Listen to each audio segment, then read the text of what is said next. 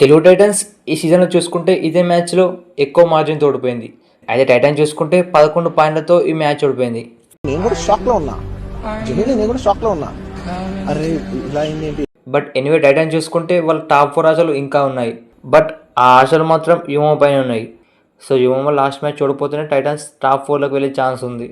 అలాగే బెంగళూరు బుల్స్ చూసుకుంటే వాళ్ళకి ఇంకా 2 మ్యాచెస్ ఉన్నాయి. సో బెంగళూరు బుల్స్ ఒక్క మ్యాచ్ గెలిచినా కూడా టాప్ 4లో కన్ఫర్మ్ అవుతుంది. ఎందుకంటే వాళ్ళ స్కోర్ డిఫరెన్స్ చూసుకుంటే టైటన్స్ అలాగే బెంగళూరు బుల్స్ ఈక్వల్గా ఉన్నాయి.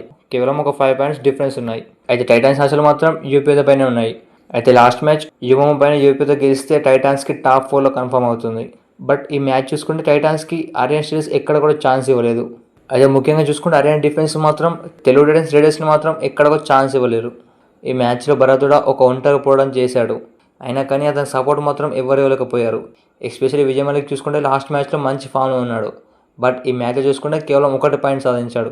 అయితే ఫస్ట్ హాఫ్ ఎండ్ అయ్యేలోపు చూసుకుంటే టైటాన్స్ అలాగే ఆరియన్ స్టీల్స్ సో సేమ్ పాయింట్స్తో ఉన్నారు. కానీ సెకండ్ హాఫ్లో చూసుకుంటే టైటన్స్ మాత్రం పూర్తిగా డిసప్పాయింట్ చేసింది. డిఫెన్స్లో కూడా చాలా మిస్టేక్ చేశారు. అంకిత్ మినహాయించి ఎవరు కూడా ఫామ్లో లేరు. తెలుగు టైటన్స్ ఈ మ్యాచ్ ఓడిపోయినా కూడా మంచి పాజిటివ్తో ప్లే ఆఫ్స్లో అడుగు పెడుతుంది. సో భరతుడు సూపర్ 10 సాధించాడు. అలాగే అంకిత్ చూసుకుంటే కూడా ఐ5 సాధించాడు. అయితే ఈ మ్యాచ్ ఫుల్ టైం చూసుకుంటే 45-34తో తెలుగు టైటన్స్ ఓడిపోయింది. అయితే ఈ సీజన్లో చూసుకుంటే తెలుగు టైటన్స్ సో ఇదే మ్యాచ్ ఎక్కువ మార్జిన్తో ఓడిపోయింది. ఈ మ్యాచ్లో భరతుడ 15 పాయింట్స్ అలాగే అంకిత్ ఐ5 సాధించాడు.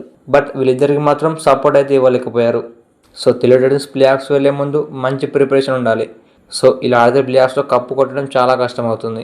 అయితే తెలుగు టైటన్స్కి ఈ మ్యాచ్లో వీక్ పాయింట్ ఏంటంటే థర్డ్ రైడర్.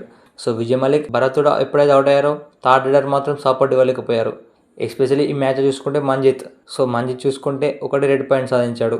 సో టైటన్స్ ప్లే ఆఫ్స్లో థర్డ్ రైడర్కి మంచి ప్లేయర్ని రీప్లేస్మెంట్ తీసుకురావాలి. సో లేకపోతే టైటన్స్కి చాలా ఇబ్బంది అవుతుంది. ఎస్పెషల్లీ ఆరియన్స్ చూసుకుంటే విజయ్ మలిక్కి మంచి ప్లానింగ్తో వచ్చారు. సో దానివల్లనే విజయ్ మలిక్ కేవలం 1 పాయింట్ సాధించాడు. అలాగే భరతుడు చూసుకున్నా కూడా ఫస్ట్ హాఫ్లోనే రాణించాడు. సెకండ్ హాఫ్లో మాత్రం పూర్తిగా ఫెయిల్ అయ్యాడు. అయినా కానీ ఫస్ట్ హాఫ్లో చూసుకుంటే శివం పడారే మంచిగా ఆడుతున్నాడు. సో అదే టైంలో అతనికి ఇంజరీ అయిన తర్వాత కూడా టైటన్స్ డిఫెండర్స్ మాత్రం రాణించలేకపోయారు. సో శివం పడారే ఇంజరీ అయినా కూడా టీం గెలవలేకపోయింది. సో అదే అతను మ్యాట్ పైన ఉంటే ఇంకెంత మార్జిన్తో ఓడిపోవచ్చు తెలుగు టైటన్స్.